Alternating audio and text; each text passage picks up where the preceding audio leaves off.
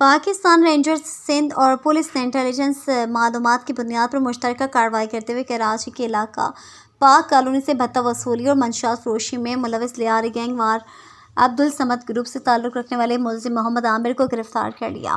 ہمارے chief reporter Karachi Javed Mahmood Arain کی report کے مطابق ملزم کے قبضے سے منشیات اور اسلحہ منشن بھی برآمد کر لیا گیا۔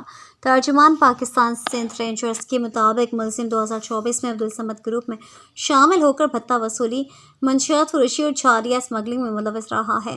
بیرون ملک میں موجود عبدالصمد منشیات اور چھالیہ کی اسمگلنگ کے لیے ملزم کو مبلغ 21 لاکھ روپے بذریعہ ایزی پیسہ بھیج چکا ہے۔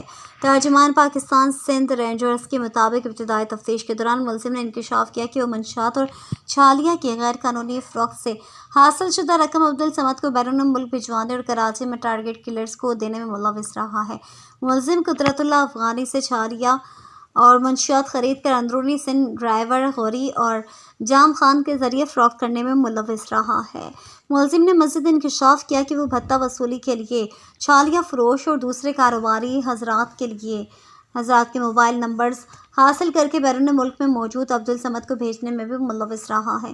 واضح رہے کہ گزشتہ ماہ کے دوران نیو کراچی کے علاقے میں بھتہ نہ دینے کی صورت میں عبدالصمد نے فائرنگ کر کے مختلف واقعات کروائے تھے، جس میں ایک بچی اور راہگیر بھی جاں بحق ہوئے تھے۔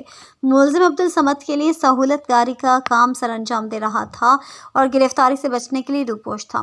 گرفتار ملزم کو منشیات اور اسلحہ و ایمونیشن مزید قانونی کارروائی کے لیے پولیس کے حوالے کر دیا گیا ہے۔